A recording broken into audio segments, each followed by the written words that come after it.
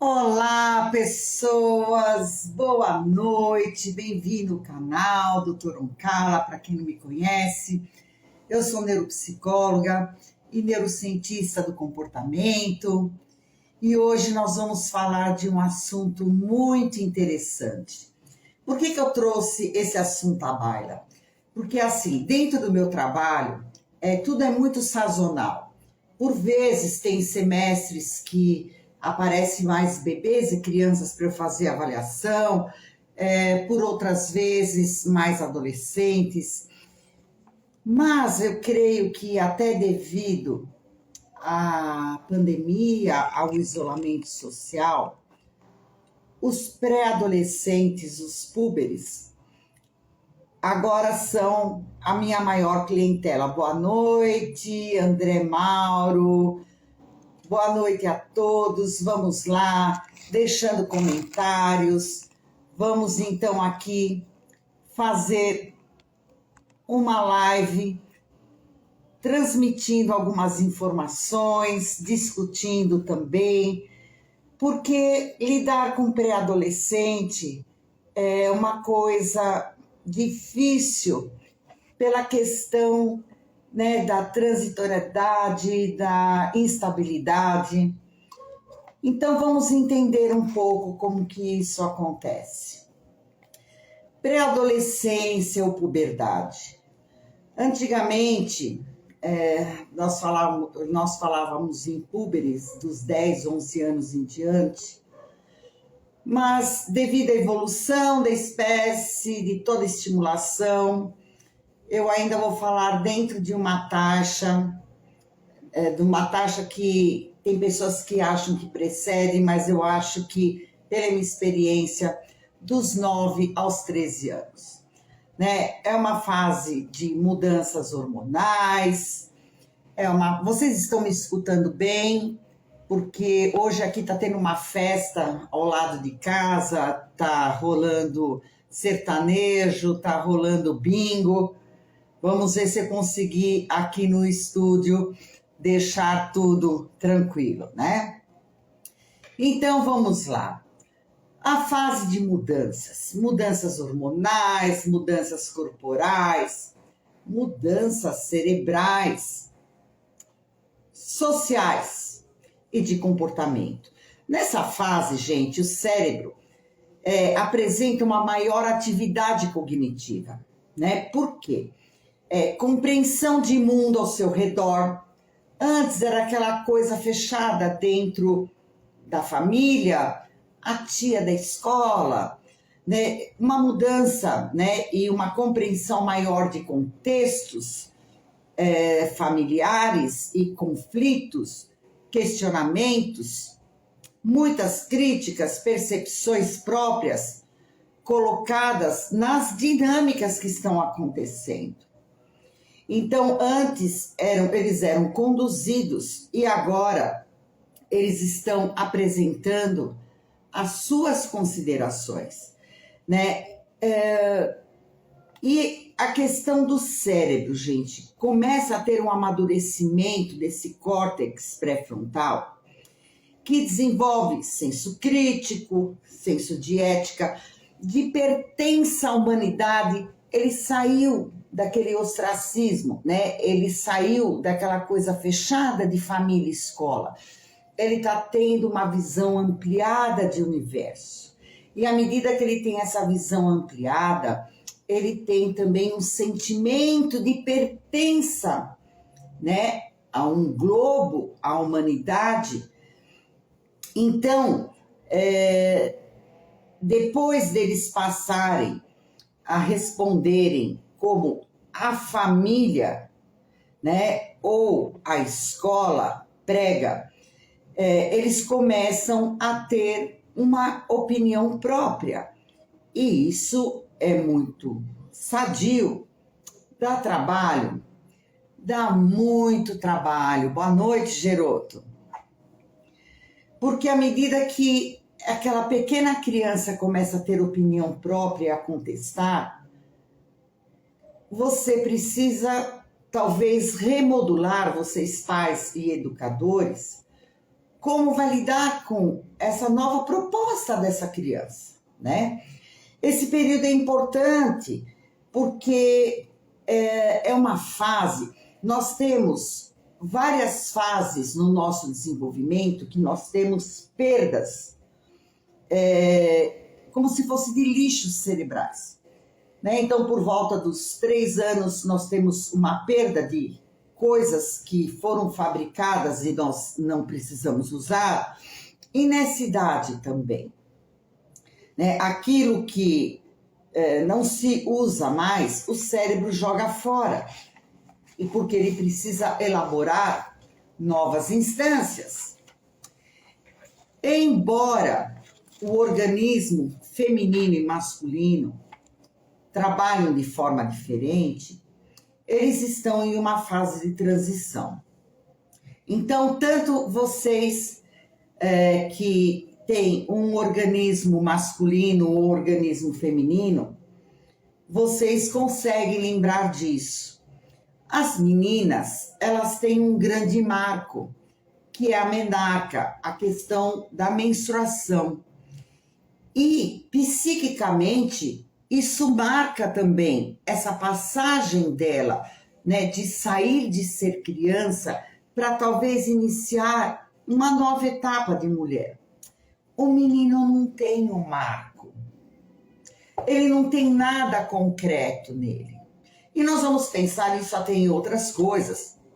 A mulher, quando engravida, ela tem toda uma elaboração, uma transformação de corpo, ela tem o parto. O pai não tem, ele fica assistindo. Então, até para ele ter esse movimento, né, de paternidade, demora muito. Então, existem essas diferenças na questão do organismo feminino e do organismo masculino. E nessa fase de transição, gente, é muito difícil. Eles ficam assim, não sou criança, não sou adolescente. E as pessoas falam para eles, você ainda é muito pequeno para fazer essas coisas. E por vezes, você já é muito grande para ter esse tipo de atitude. Não é, Rose Santoro? Obrigada por estar aqui. É uma fase que, à medida que eles saem dessa infância, é muito importante começar a desenvolver independência e autonomia. É importante trabalhar isso. Lógico, uma autonomia vigiada. Uma coisa assim, vai até a padaria e a mãe assiste ele ir até a padaria da esquina. Levar ao shopping e deixar circular livremente, mas saber que a mãe está por lá, ter um ponto de encontro, mas deixar ele de uma forma independente, ir ao cinema com os amigos, ir à praça de alimentação, e essa mãe fingir que está fazendo compra, ficar por lá, né? Dar essa independência assistida. É importante eles começarem a serem sujeitos da ação dentro de casa, eles começarem a ter a obrigação ou cuidar de alguma coisa, né? Isso também é desenvolver autonomia. E buscar um iFood que chegou na portaria, né? Confiar um tempo curto de ficar sozinho em casa, descer sozinho no prédio para brincar por algumas horas, buscar a correspondência na caixa para a família, liberar algumas redes sociais, porque eles fazem grupos no WhatsApp nessa época, tanto para conversar, dividir coisas de escola, lição, como também para jogar online. Boa noite a todos que estão chegando. Mas tudo orientado, assistido e supervisionado. E tem muitas mães que me perguntam assim. Veja, eu coloco crivos, da onde ele pode entrar no YouTube, eu coloco crivos em várias coisas,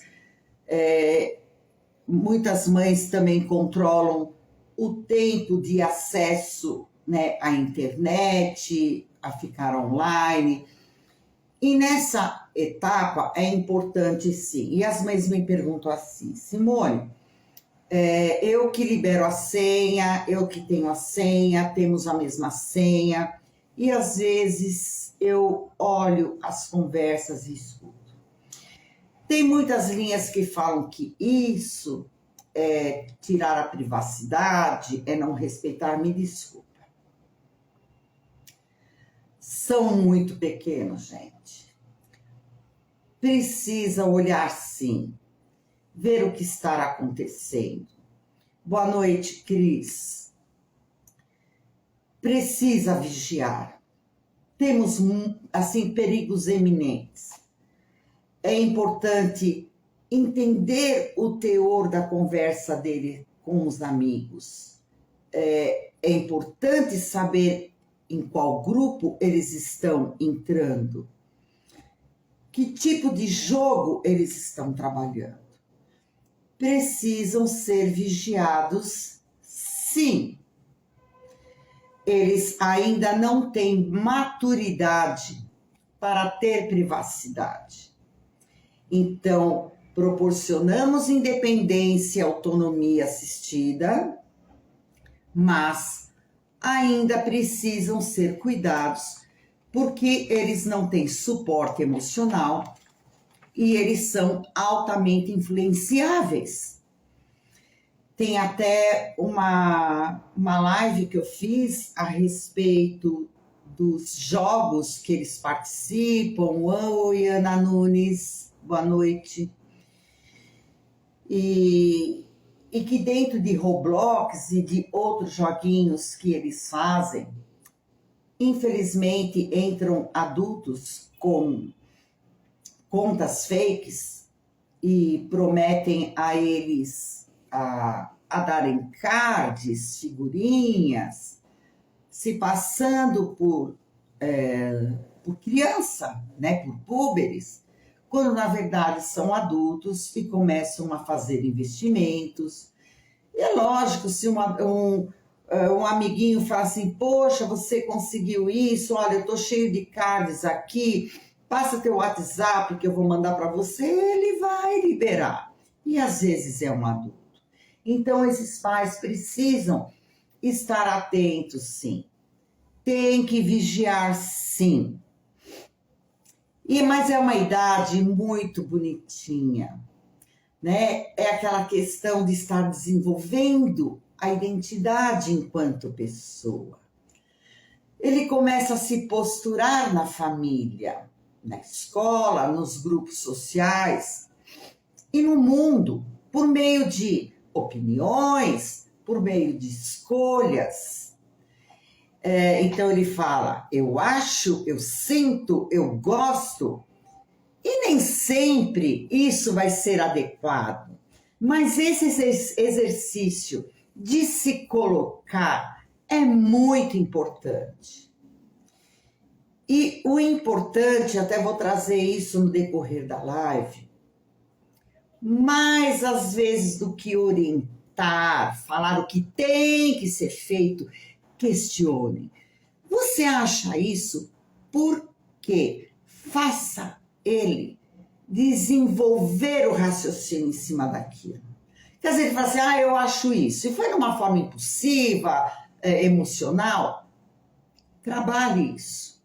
Por que você acha isso? Mas eu sinto isso. Como que é isso? Como é que você sente isso? Escute seu filho. Veja como que ele está elaborando as coisas. Vai orientando. Eu gosto disso. Você gosta disso? O que de bom isso te traz?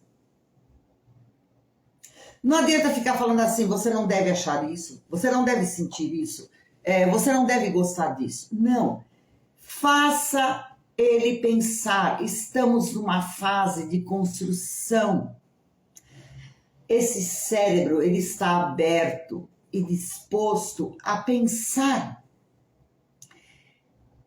É uma fase também de uma evolução, ela seria uma explosão de hormônios. Os hormônios mexem com o humor. Os hormônios aceleram, os hormônios dão irritabilidade, os hormônios deprimem e eles têm uma alternância muito grande de humor, mas faz parte. Eu vejo muitos pais não sustentando essa fase de desenvolvimento. Então, quando eu recebo essas crianças ao consultório, lógico, primeiro vem os pais conversarem comigo, que eu preciso fazer a anamnese, entender como foi todo o histórico dele, como é que foi o desenvolvimento. E as reclamações, gente, é até engraçadinha. Eles reclamam disso. Ele está mais opositor, ele toda hora quer colocar a opinião dele, ele tem uma instabilidade de humor muito grande, ele faz isso, ele faz aquilo, e eu falo para os pais, você está me descrevendo um pré-adolescente, ele não está doente ou com uma patologia, ele está na pré-adolescência. E a pré-adolescência vem com esse combo. Então, calma lá, papai e mamãe. Vamos entender como lidar com esses intempéries, né? Com essas instabilidades, mas não há nada de errado com ele. Isso faz parte.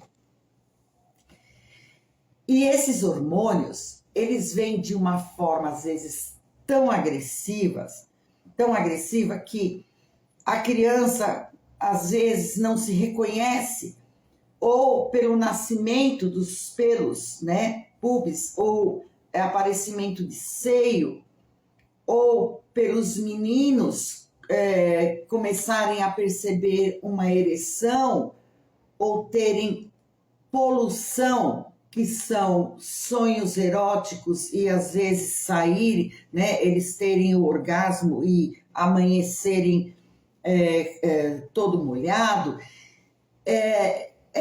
assim, o organismo ele começa a reagir a toda essa gama de hormônio e eles às vezes não têm suporte emocional para isso.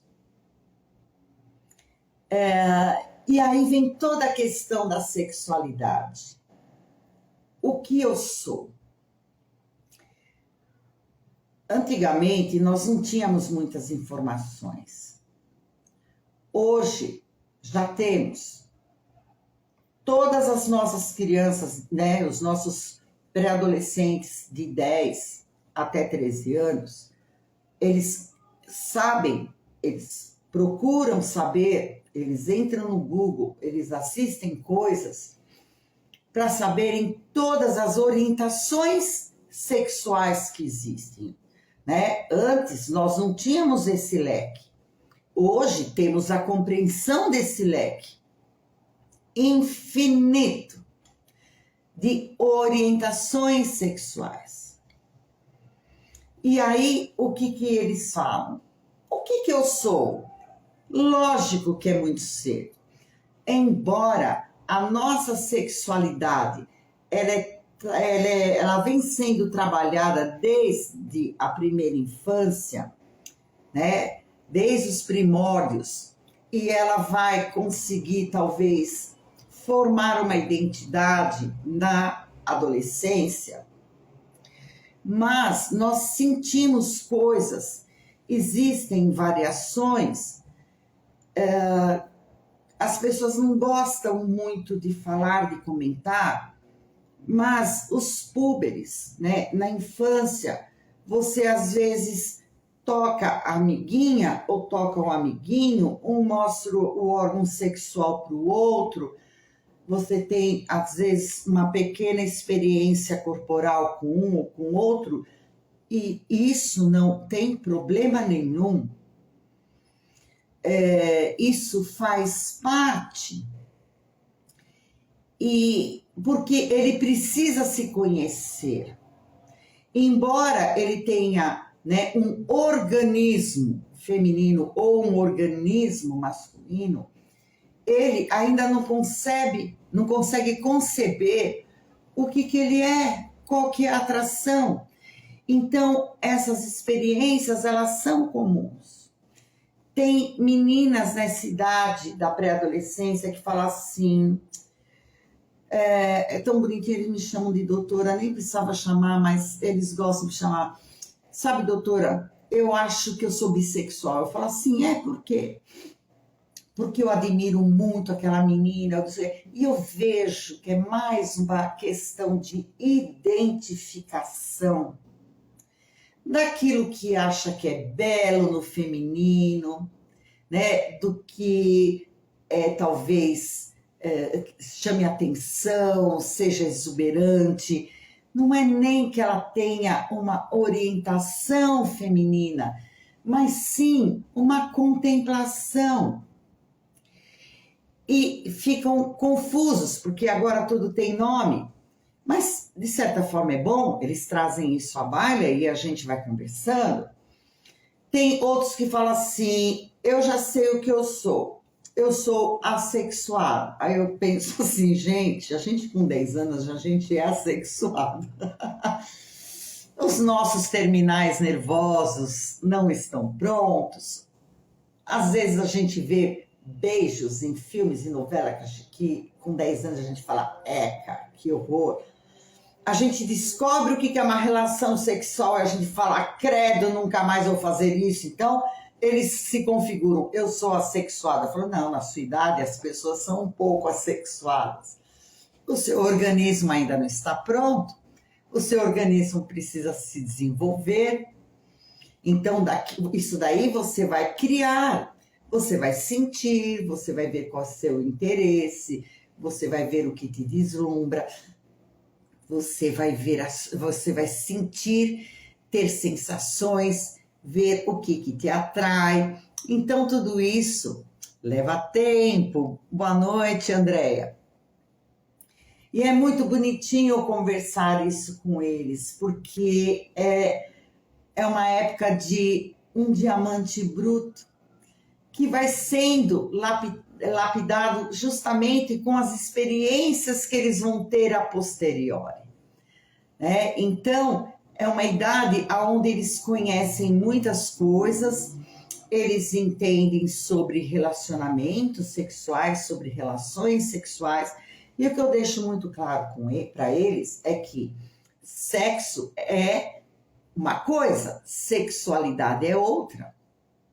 Então, olhar para o outro, sentir borboletas no estômago, sonhar, né? Tem pré-adolescentes que sonham com um menino bonito ou a menina bonita durante a semana, que ficam entusiasmados, que começam a se arrumar, passar gloss, os meninos gel no cabelo para ir para a escola, porque essa sexualidade ela está começando a ser trabalhada.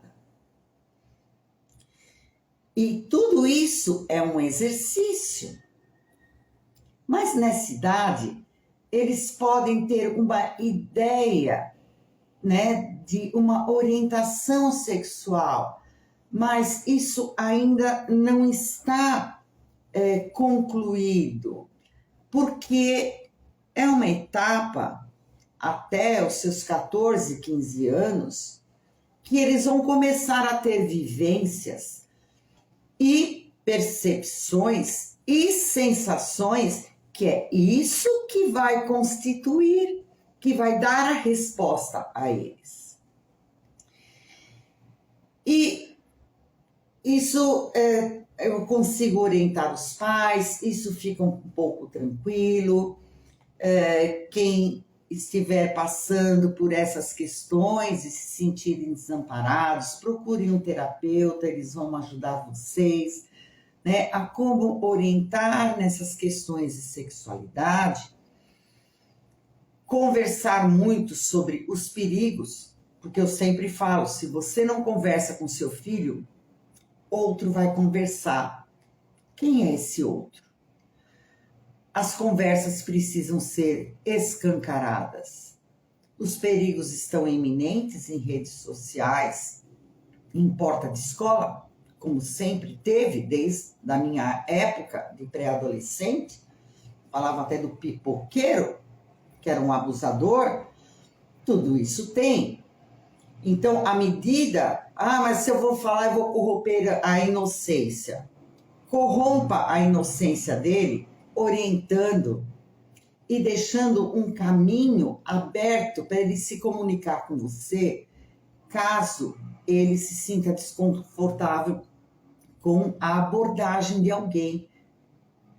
Ou você prefere conversar e corromper essa infância que você está trazendo, porque à medida que o pré-adolescente pergunta, ele já sabe metade da resposta, porque ele tem os amigos que conversam, amigos têm irmãos mais velhos, amigos vê filme pornô dos irmãos mais velhos, revistinha dos irmãos mais velhos, conversa dos irmãos mais velhos e trazem isso na escola.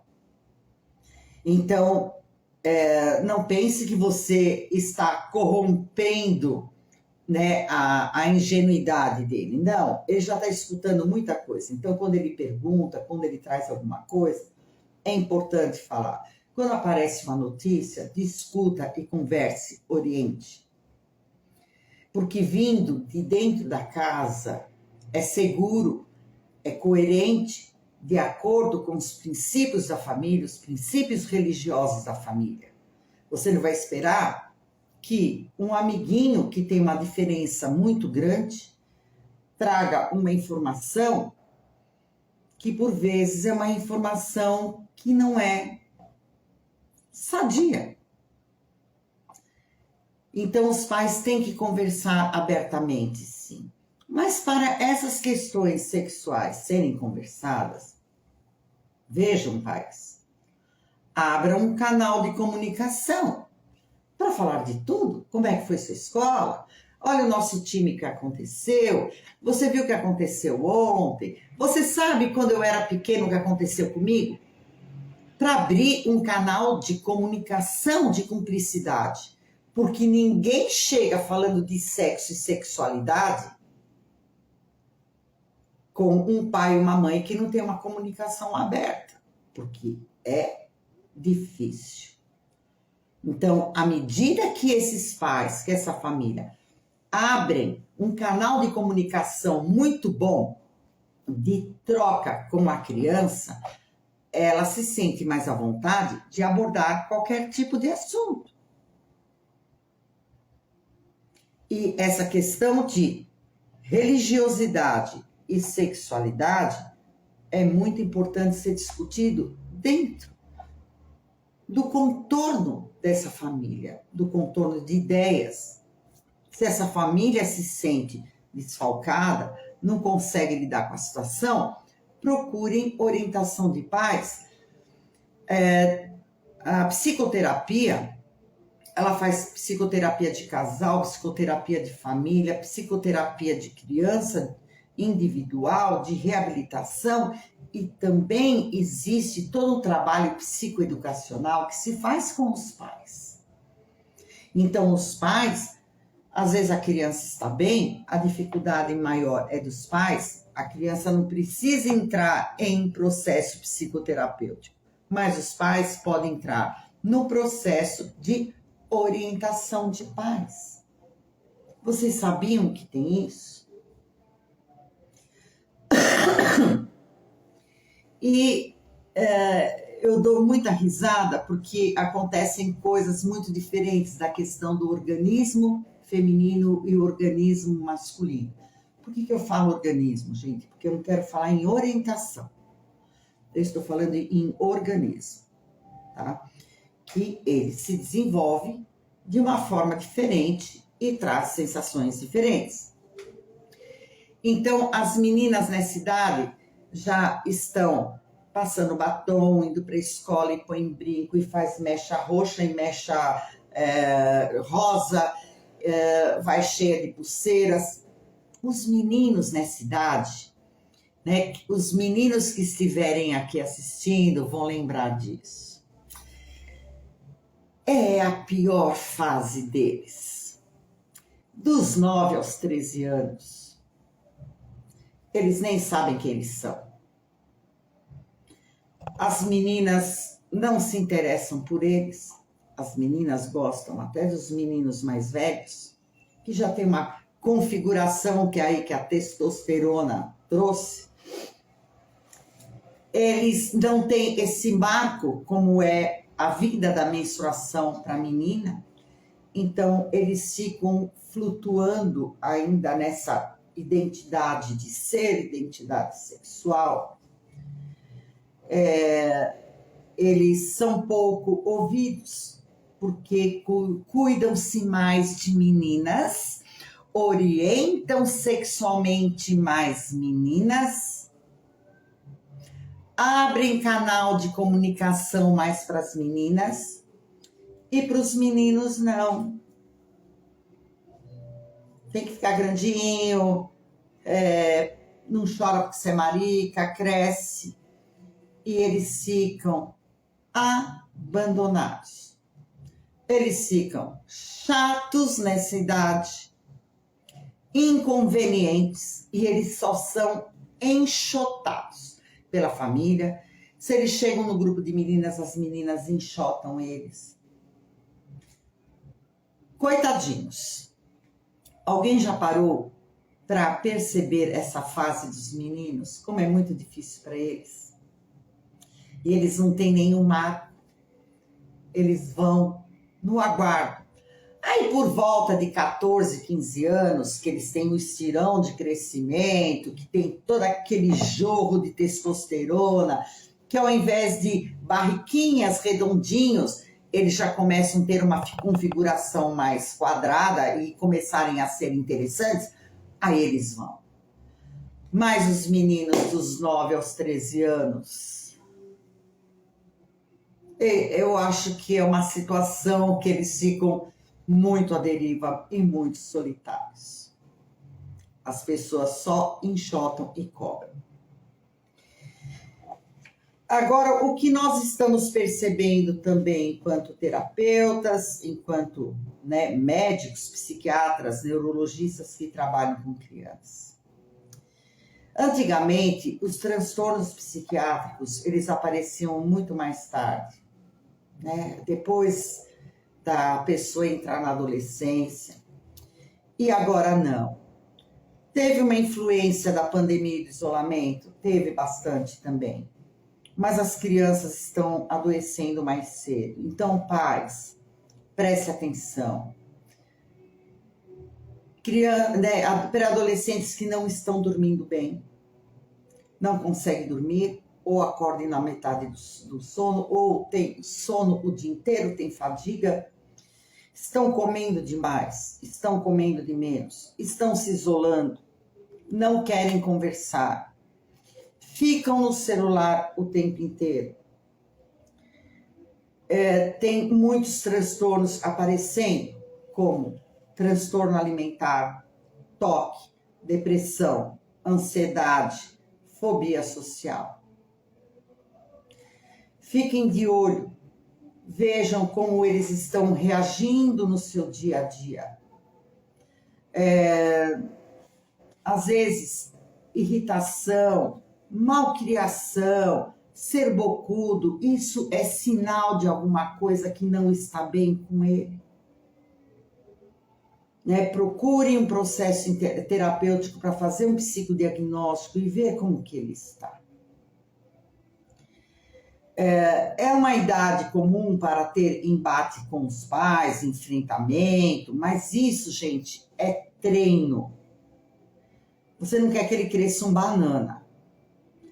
Então, a gente treina em casa, a gente desafia, a gente bate boca, a gente fala um não, e é assim que eles vão se desenvolvendo e entendendo até aonde eles podem chegar, como que é a força do outro dentro do discurso. Gente, isso é treino.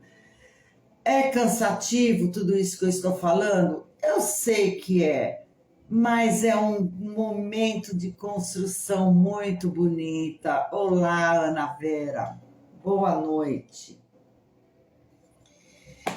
E quando, trazendo de novo essa questão, quando ocorrerem esses enfrentamentos, quando eles trouxerem alguma posição inflexível, não entrem tentando sempre direcionar e falando o que é certo e o que é errado. Eles não vão ter muita escuta para isso. Isso pode ficar no moral da história depois de uma conversa.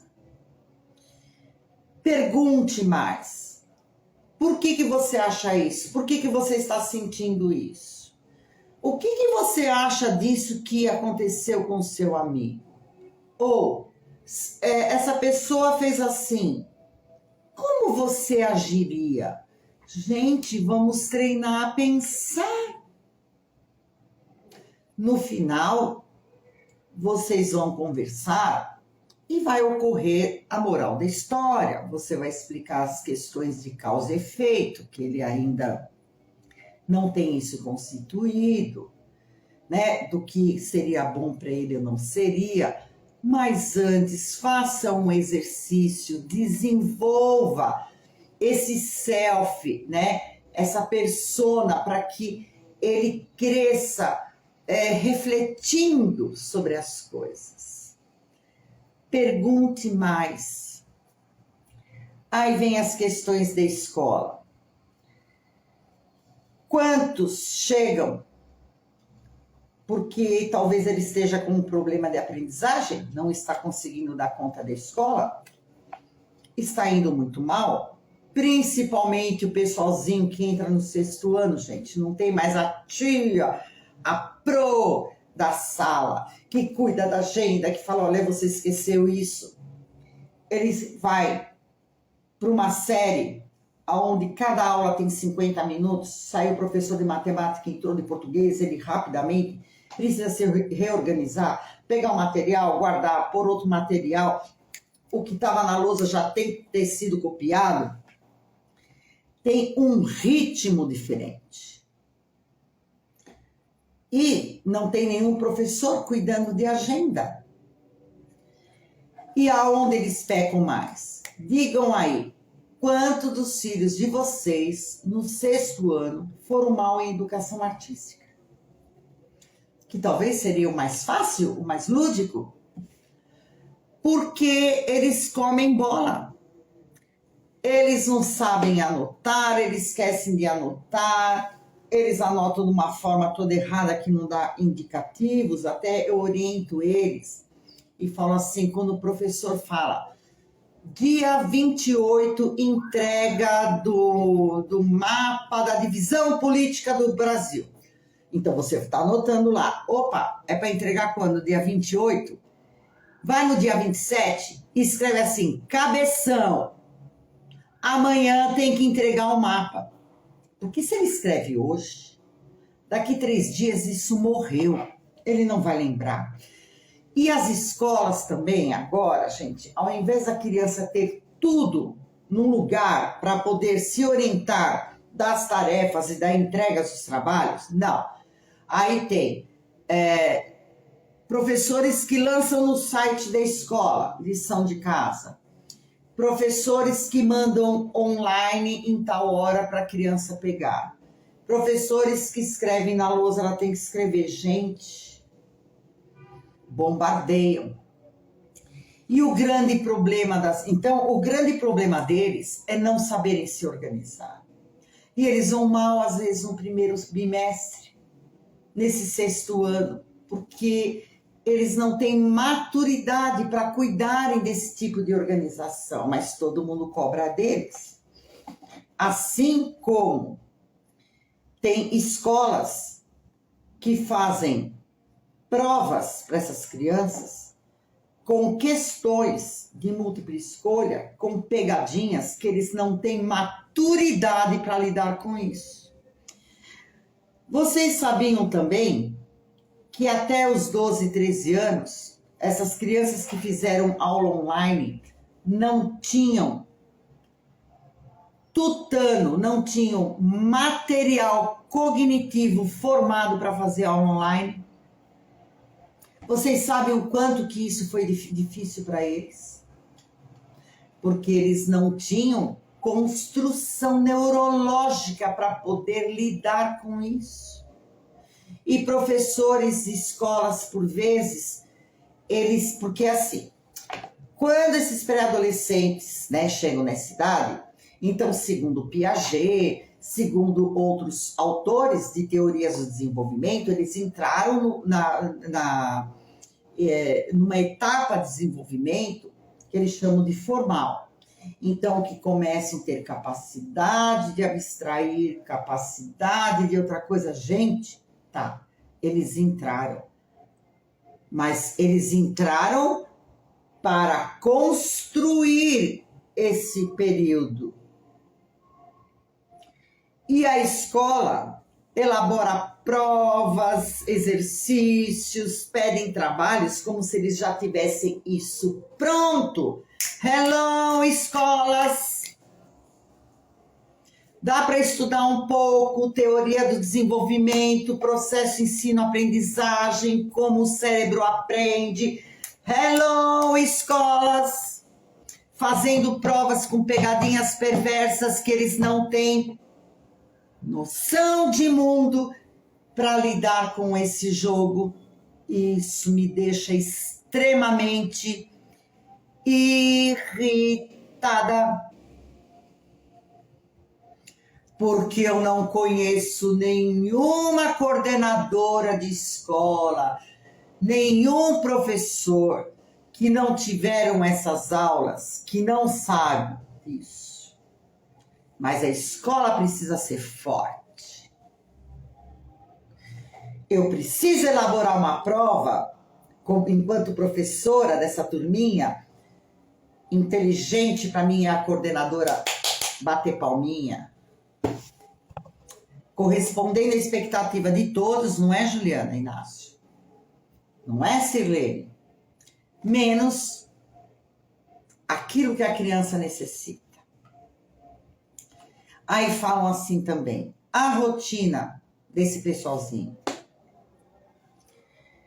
Da mesma forma que eles não sabem, às vezes, organizar uma agenda, tudo, eles não sabem organizar a rotina. Então, esses pais vão precisar organizar a rotina. Ele precisa ter um horário para estudar. Ele também precisa ter um horário livre para brincar. E aí o que eu vejo? Os pais acham que, colocando na melhor escola, põe no judô, põe no balé, põe no inglês, que é o bambambam do bairro, leva a fazer isso, fazer aquilo, aí ele chega 7 horas da noite para fazer a lição. Não é hora da criança fazer a lição. Até porque, olha como é que funciona a nossa memória, a nossa aprendizagem. A criança passa 4, 5 horas na manhã, estudando, recebendo um monte de informação. Peraí, gente, isso entrou na memória recente, na memória inicial. Como que isso pode ir para um armazenamento? Então, ela estuda de manhã, ela almoça, aí ela dá uma descansada, tira o uniforme. Tira o uniforme, gente! Tira o uniforme. Ela precisa se livrar daquilo. Ela dá uma descansada. Ela não pode dormir antes de fazer a lição. Porque tudo que entrou nessa memória, se ela dormir, 60% vai para o ralo. É assim que funciona o cérebro. Então, descansa um pouquinho. A lição que foi dada no dia tem que ser feita no dia. Para aquilo que entrou na memória inicial, na memória recente, fazer sentido e ir por um arquivo melhor. E assim, então, lição de casa dada no dia tem que ser feita no dia. Não é porque hoje é quarta-feira e eu só vou ter inglês segunda, então vou fazer no domingo. Não vai adiantar nada essa lição. Lição dada no dia, lição feita no dia. Ela teve aulas que o professor não deu lição. Não é para ela estudar, mas assim, você teve também ciências e teve também geografia. O que é que você aprendeu? O professor de geografia deu placas tectônicas, a professora de biologia deu sobre partes da planta. Foi legal porque um amigo meu falou disso, não sei o que lá, o professor de geografia falou sobre os terremotos. Pronto, é só isso que precisa. Lembrar para não ficar só nessa memória inicial, para isso ficarem em outras memórias que têm uma absorção maior. Nós temos 7 tipos de memória. Nós temos 7 tipos de memória. Então, lição dada no dia, feita no dia, dá uma lembrada naquilo que o professor não deu a lição. Depois quer dormir? Nossa! Aí, com essa fixação de aprendizagem, o sono vai fazer fixar bastante na memória. A Silene faz aqui, chega da escola, toma banho, faz a lição, janta e depois vê TV. E depois faz o que quiser. E se você coloca esse horário, porque senão eles ficam esticando. Vocês já perceberam aquela operação elástico? Vocês sabem o que é operação de tortura elástica. Então a criança chega em casa e fala assim, imagina um elástico desse tamanho, eu preciso fazer lição. Mas eu vou jogar primeiro. Mas agora eu tenho que ir no inglês. Mas eu tenho que fazer lição. Aí eu volto. A mãe pede para tomar banho. Eu vou tomar banho às 5 horas da tarde, mas eu preciso fazer lição. Mas eu tô com fome. Eu vou esperar, vou fazer a lição depois. Já não tá cabendo mais no vídeo a operação elástica. A criança fica pensando na porcaria da lição o dia inteiro. É lógico que ela vai fazer lição 7 horas da noite chorando, reclamando. Você na cozinha, ela pedindo intervenção. Então, gente, monte horários. Outra coisa, não infarte o seu filho de N atividades, achando que vai fazer dele o quê? Um personagem da Marvel. Ele precisa escolher. Se ele começou e não gostou, ele tem que desistir. Se tudo que ele começa e desiste é uma questão para se trabalhar, mas a gente experimenta coisas que a gente não gosta. E aí, pai e mãe, vocês vão todos os dias fazer corrida, caminhada, exercício físico, porque vocês precisam? Não, você não tem saco. A criança às vezes também não tem saco com algumas coisas. Comece e fala, não, isso não tem nada a ver comigo. E vamos conversando, vamos entendendo. Então, durante a semana, se ela faz inglês, ela tem um exercício físico, que ela gosta de fazer uma natação, um futebol, um vôlei, um balé, e gosta do instrumento musical, pelo amor de Deus, chega, para de entupir essa criatura, senão ela parece um executivo. Por que as crianças estão adoecendo? Porque os pais estão fazendo do modelo de um pré-adolescente e de um adolescente, de um modelo adulto que nem ele aguenta, que ele infarta, que ele estressa e que ele adoece.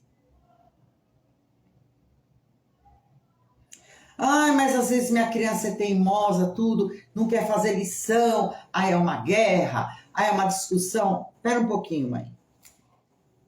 Para de comprar a angústia do seu filho.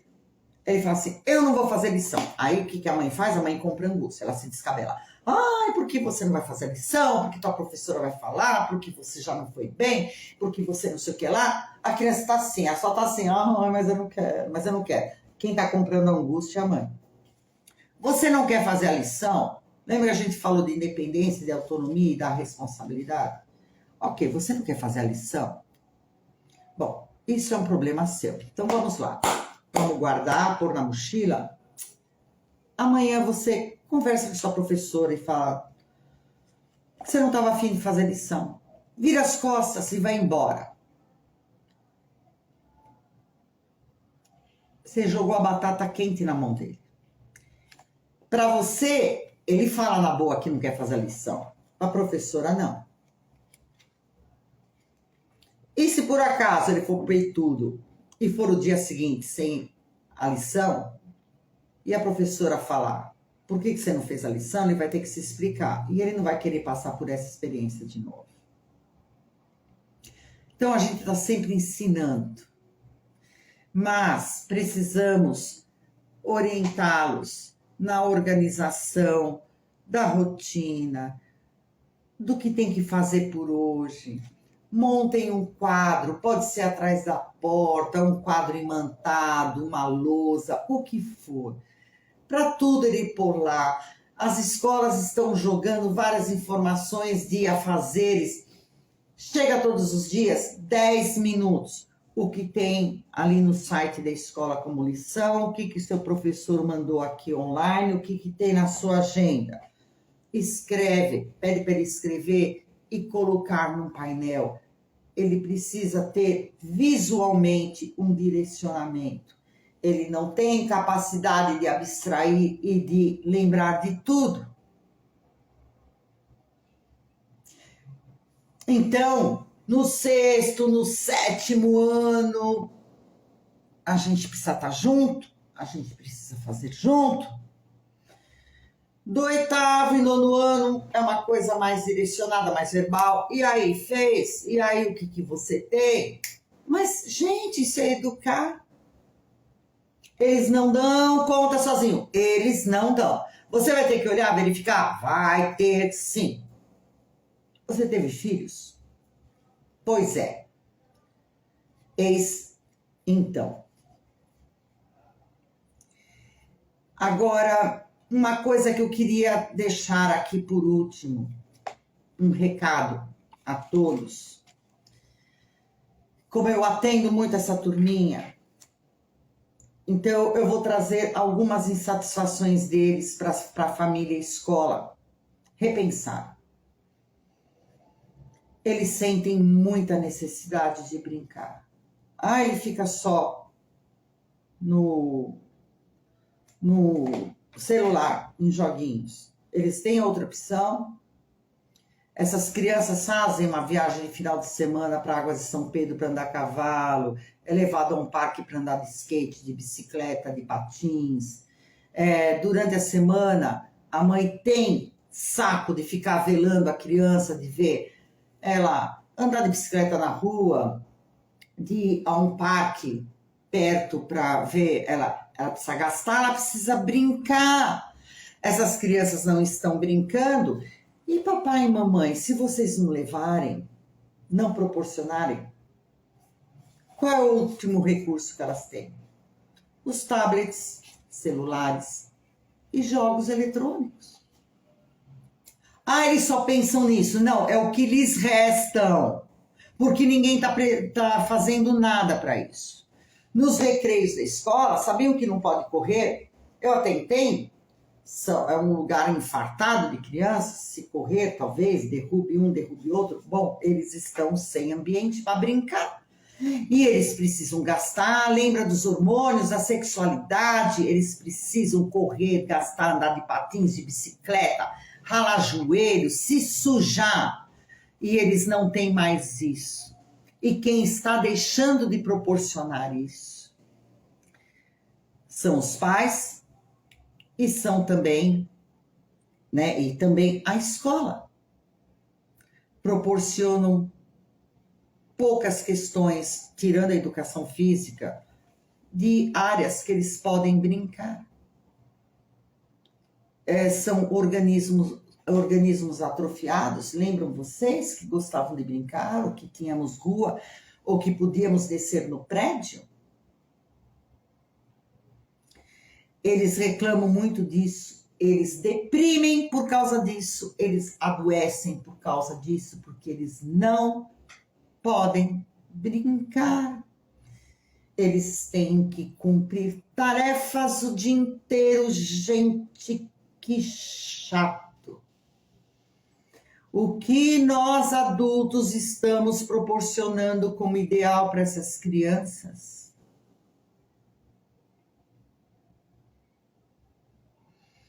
Escolas, o que é que vocês podem fazer por isso? Aí existem grupos, tem espaço, tem quadra, tem um monte de coisa, eles precisam, eles estão adoecendo.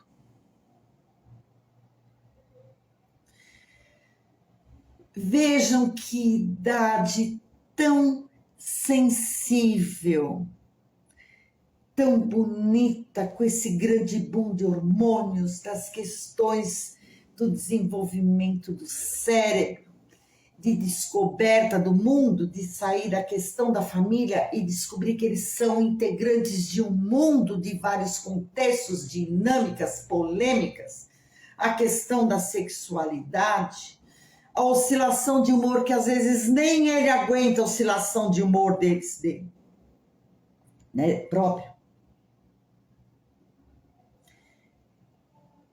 Então, vamos trabalhar com essas questões e vamos proporcionar o brincar, por enquanto, para eles, que daqui 3 anos passou.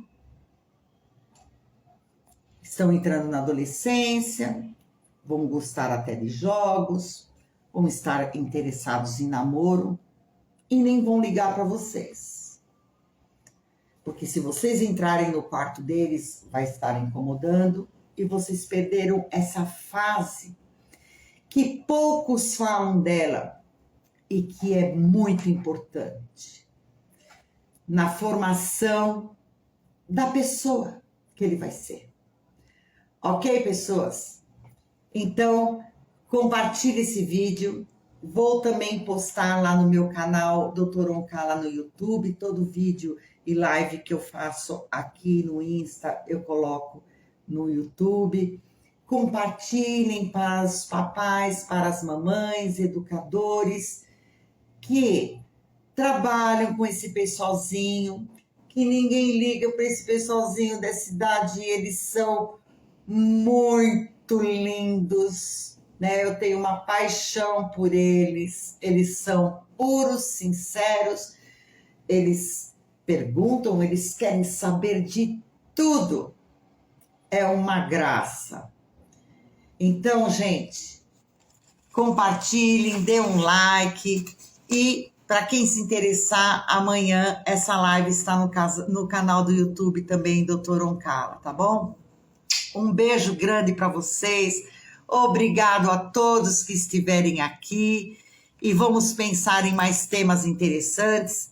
Deixem aí nos comentários coisas que talvez vocês gostassem que eu trouxesse aqui à baila para conversar com vocês, tá bom? Um beijo a todos. Tchau, tchau, gente.